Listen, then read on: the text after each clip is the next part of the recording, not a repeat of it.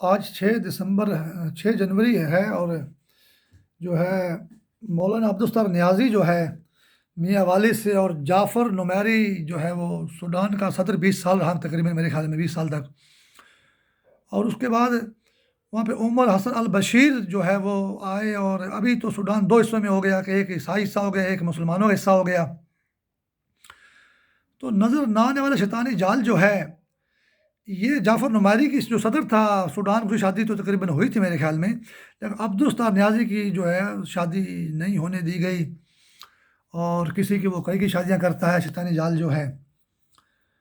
تو بہرحال 6 جنوری کے لحاظ سے سوڈان ہو یا الجزائر ہو یا کہ بغداد شریف ہو یا کہ بنگلہ دیش ہو یا کہ بلوچستان ہو یا عبدالستار نیازی ہو، شیطان سب کا، ہر مسلمان کا، کالے گورے کا اور عرب و عجم کا، سب کا برابر دشمن ہے. اور آج یہ خبر ہے کہ جی پنجہ صاحب کو حسن ابدال میں سکھ یاتری آئے ہیں اور وہ عبادت کر رہے ہیں، یا پتہ نہیں ہندو یاتری کوئی ہیں. تو یہ اصل میں بات ہے دھوکے والی، جھوٹ والی بات ہے کہ مسلمان اکثریت کا یہ ملک ہے، اس میں مسلمانوں کی مسجدوں میں دھماکے ہوتے ہیں اور وہ شہید ہوتے ہیں. ان کو مذہبی آزادیاں، شخصی آزادیاں، جمہوری آزادیاں حاصل نہیں ہیں. تو سکھوں کو آزادی کیسے ہے؟ ہندوؤں کو یہ پاکستان میں آزادی کیسے ہے؟ وہ آخر عبادت کر لیتے ہیں حسن ابدال پنجہ صاحب میں. یہی تو 5 اسٹار ہوٹل پہ انڈیا حملہ کرتا ہے مانسیرا میں. اور لیکن دیکھو نا، ہمیں نہیں پتا کہ یہ سکھ جو ہیں کتنے ملے ہوئے ہیں شیطانی جال سے. لیکن مسلمان کسی سکھ یا ہندو یا عیسائی یا یہودی کے خلاف یا بدھ مت کے خلاف، مسلمان کسی کے خلاف بھی نہیں ہیں. لیکن سکھ جو ہیں اور ہندو جو ہیں وہ شیطانی جال سے مل کر مسلمانوں کو برباد کر رہے ہیں. ابھی میں نے ایک امریکن براؤزر ریڈ ہیٹ پہ دیکھا میں نے کہ جی ہائے سینٹرل جامع مسجد کشمیر، پابندی ہے جمعے کی نماز پر، اور جو ہے نا اجتماع پر پابندی ہے، کبھی تو اذان گونجے گی، کبھی تو نماز قائم ہوگی. تو مسلمان کی یہ حالت ہے. ابھی تازہ سینٹرل جامع مسجد کشمیر میں جو ہے جمعے کی نماز پر پابندی کی خبریں آ رہی ہیں امریکہ کے میڈیا میں، سوشل میڈیا میں. اور بابری مسجد پرانا واقعہ ہے، اور مسلمانوں کی تو یہ حالت ہے، اور ہندوؤں کو، سکھوں کو پاکستان اسلامی ملک میں جو ہے آزادی حاصل ہے. یہ بات جھوٹ ہے.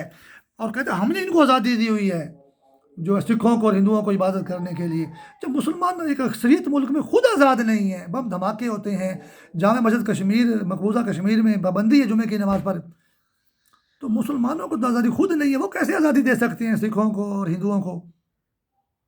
یہ بات دھوکے والی ہے، اور دھوکہ ہی چل رہا ہے سراسر.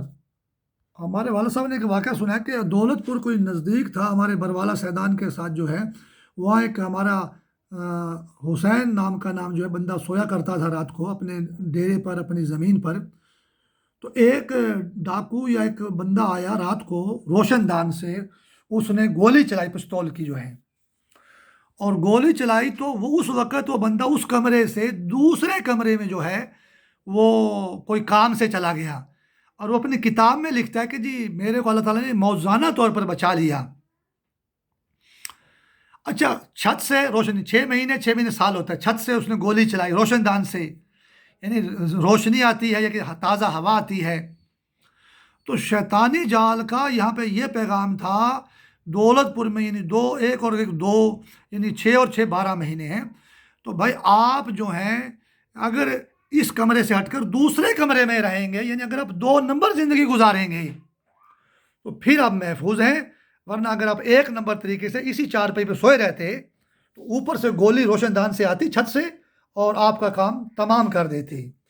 تو لہٰذا ہر مسلمان کو ناقص زندگی میں، 2 نمبر زندگی میں، مہنگائی، قرضے، ہیروئن، نشہ، کلاشن کوف، حتیٰ کہ فحاشت میں جکڑ رہا ہے.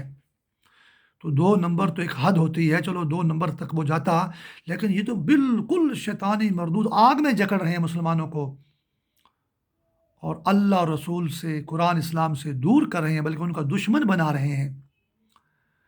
تو یہ اتنی گہری اور شیطانی جنگ مسلمانوں پر مسلط ہے، اور یہی ہے جو بنگلہ دیش برپا کرتی ہے، شام کو ذبح کرتی ہے، افغانستان کو، عراق کو، لیبیا کو، یمن کو، تو مسلمانوں کے اوپر انتہائی شیطانی مردودات کا حملہ ہے۔